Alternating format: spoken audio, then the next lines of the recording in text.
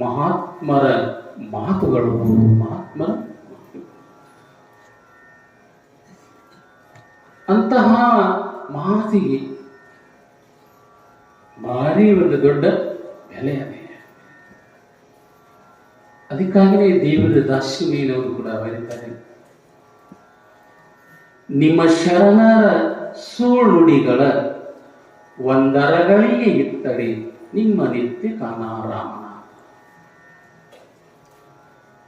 ಸುಮ್ಮನೆ ಒಂದಿಷ್ಟು ಒಂದರಗಳಿಗೆ ಮಹಾತ್ಮರ ಮಾತ ಸುಮ್ಮನೆ ಒಂದು ಅರಗಳಿಗೆ ಸಿಕ್ಕರೆ ಸಾಕಪ್ಪ, ನಾನು ಪಾವನಾಗಿ ಹೋಗ್ಬಿಡ್ತೀನಿ.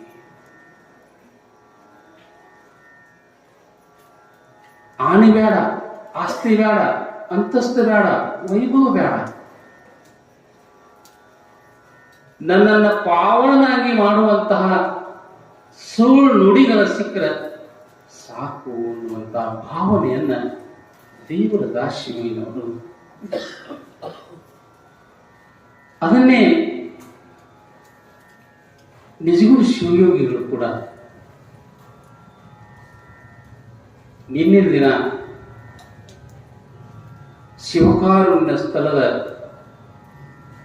ನುಡಿಯನ್ನ ಬಿತ್ತಾ ಬಂದಿ. ಇವತ್ತ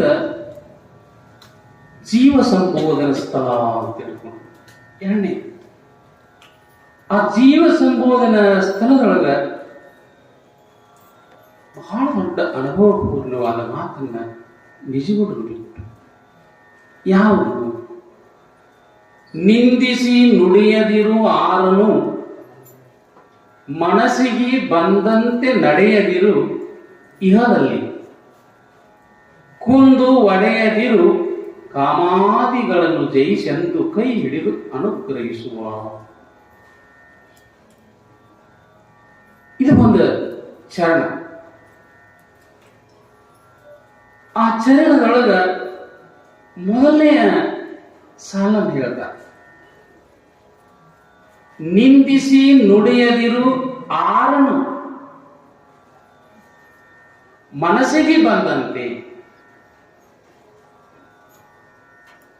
ನಿನ್ನ ಮನಸ್ಸಿಗೆ ಬಂದಾಗ ಯಾರನ್ನೂ ಏನ್ ಮಾಡಬೇಡ, ನಿಂದ ಮಾಡಬೇಡ.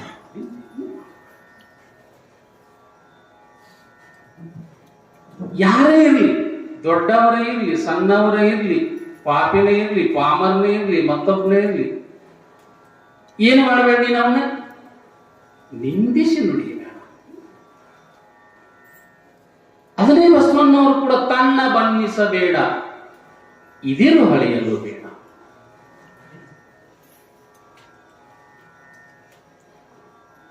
ಬಹುಶಃ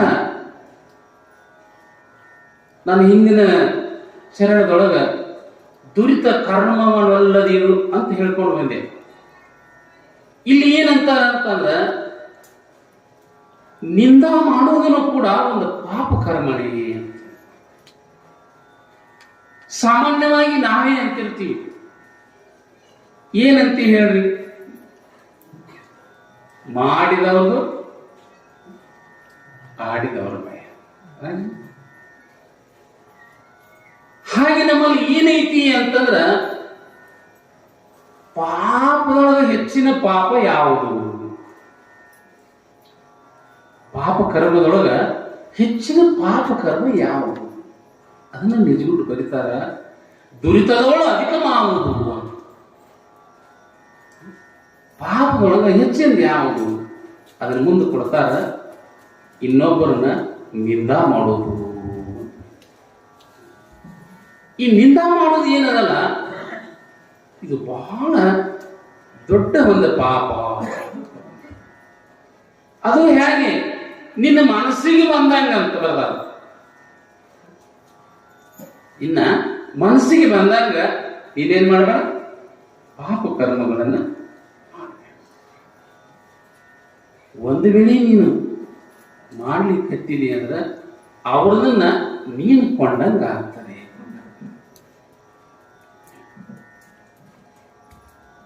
ಇದಕ್ಕೊಂದು ಬಹಳ ಚಂದ ದೃಷ್ಟಾಂತವನ್ನು ಕೂಡ ಕೊಡ್ತಾರೆ.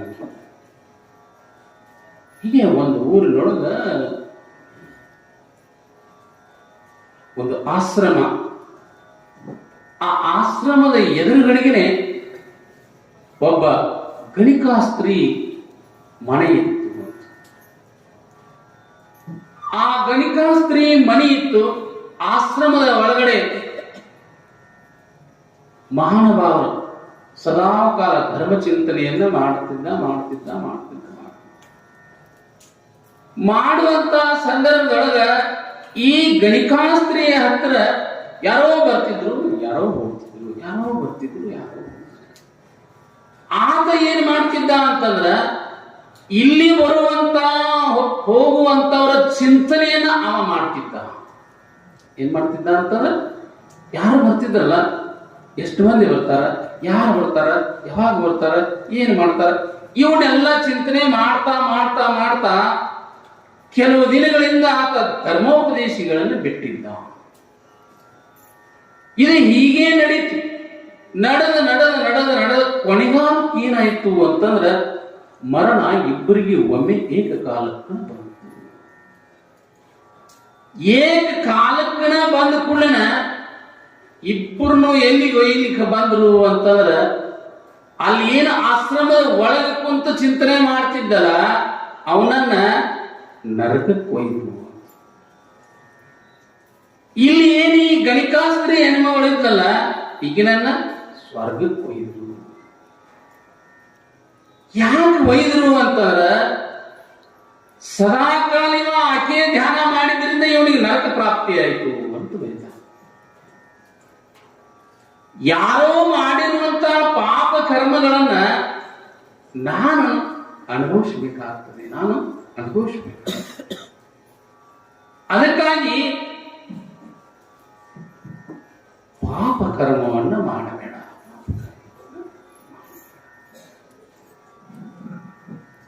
ಕರೆ ಇನ್ನೊಂದು ಕಡೆ ಬಹಳ ಚಂದ ಬರೋದು.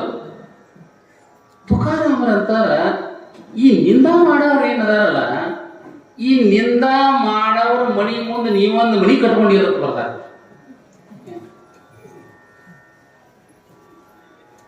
ನಿಂದಕಾಚೆ ಗರ್ ಆಶಾಮಿ ಸೇಜ.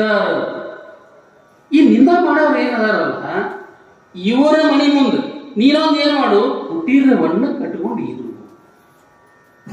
ನೀನು ಬೆಳಕಿಗೆ ಬರಬೇಕಾತು ಅಂತಂದ್ರ, ನೀನು ಮಾಡಿರುವಂತ ಪುಣ್ಯಕರ್ಮ ಬೆಳಕಿಗೆ ಬರಬೇಕಾತು ಅಂತಂದ್ರ ನೀನೇನ್ ಮಾಡು, ಅಂತವ್ರ ಹತ್ತಿರ ನೀನೇನ್ ಮಾಡು, ಇರು. ಬಸವಣ್ಣ ಇಟ್ಟು ಬೆಳಕಿಗೆ ಬರಬೇಕಾದ ಕಾರಣ ಏನು? ಕೊಂಡಿ ಮಂಚನ್ನ ಇದ್ದ ಅಂತ ಬಸವಣ್ಣ ಬೆಳಕಿಗೆ ಬಂದ. ಹಾಗೆ ಒಬ್ರು ನಿಂದ ಮಾಡೋರು, ಪರೀಕ್ಷೆ ಮಾಡೋರು ಇದ್ರ ಅಂತಂದ್ರ ನಾವು ಸ್ವಚ್ಛ ಇರ್ತೀವಿ.